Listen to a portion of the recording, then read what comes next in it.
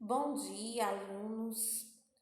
Vamos falar um pouco sobre a arte egípcia, né? E o que foi essa arte egípcia? Uma arte tão rica, né?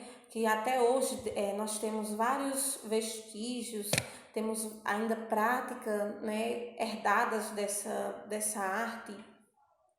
E vou falar para vocês um pouco sobre a religião. Começamos pela religião politeísta. E o que é religião politeísta? Eles acreditavam em vários deuses. E um desses deuses, né, que era considerado supremo, era o faraó. O faraó era considerado um deus, o faraó e sua família. Era como se fosse o faraó, o deus o supremo, e o povo, os escravos que serviam ao deus, no caso, o deus faraó.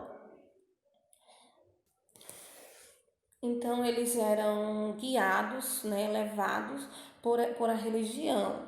E tudo que acontecia era o Deus, o faraó, era o centro de tudo, né? Ou seja, o povo recebia ordens do Deus, do Supremo. E vou começar a falar para vocês, dentro dessa arte egípcia, o que é que temos de arte? Temos as pirâmides, né? Na arquitetura, vou falar um pouco da arquitetura e da pintura.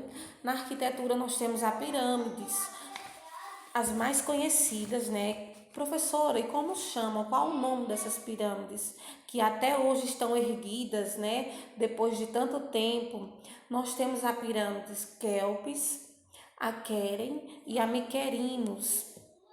Aí vocês me perguntam, professora, e para quê? Qual a finalidade da construção dessas pirâmides? Ora, temos como eu acabei de falar, né?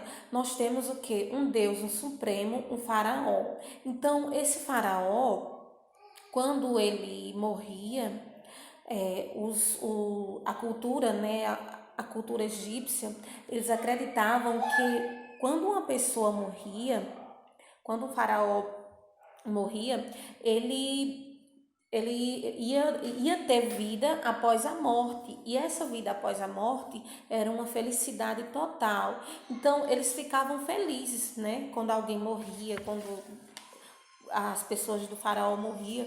Por quê? Porque eles acreditavam que essas pessoas iam para uma passagem melhor, ia ter felicidade.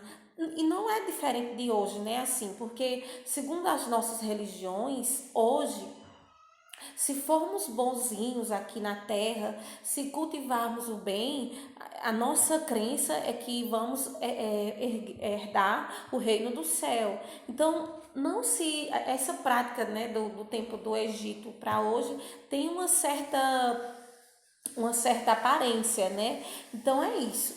E segundo eles, né, quando essas pessoas morriam, eles embalsamavam os corpos. Então, há o processo de mumificação, e era todo um processo. Aí vocês perguntam, mas por que eles embalsamavam os corpos? O que eles queriam com isso?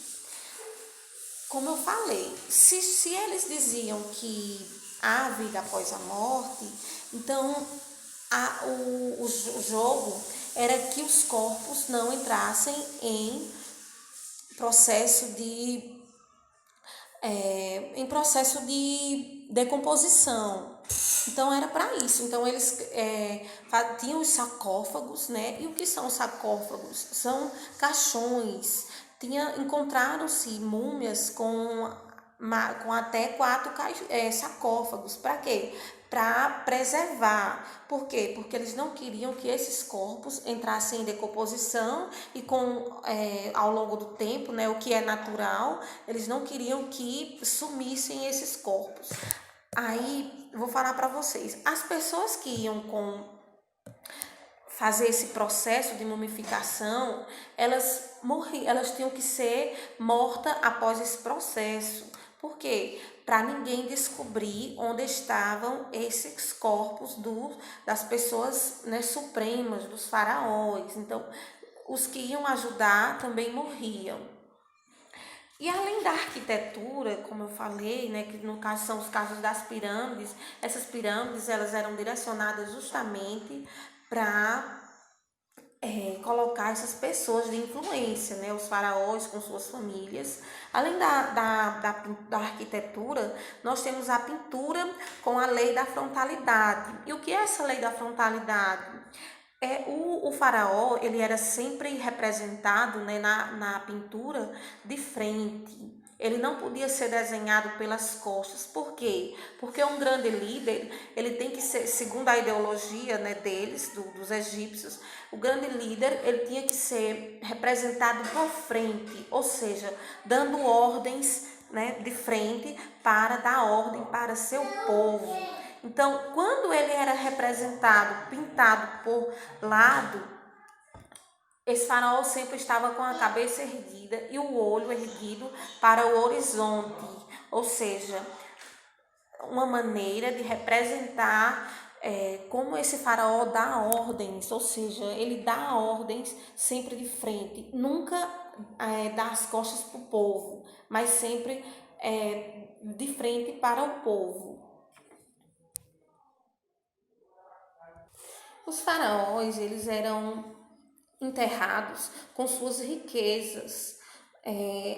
Por isso, dentro das pirâmides, são como se fosse um labirinto, justamente porque surgiam saqueadores para ir atrás dessas riquezas dos faraós, né, do povo de influência da sociedade egípcia. Então, eles dentro das pirâmides como se fosse um labirinto para essas pessoas não procurarem roubar essas coisas, ou seja, para ser mais complicado de encontrar as riquezas dos faraós. Além disso, as pirâmides elas eram voltadas para o céu, né, no formato de ascensão. Porque quanto mais uma pirâmide fosse mais alta, segundo as ideias que eles tinham, quanto maior a pirâmide, mais aquele Deus estava mais perto do céu, né, dos deuses.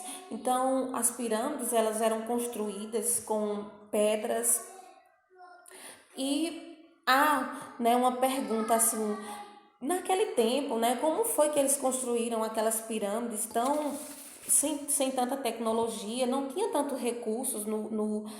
recursos assim para construir uma pirâmide que até hoje estão de pé.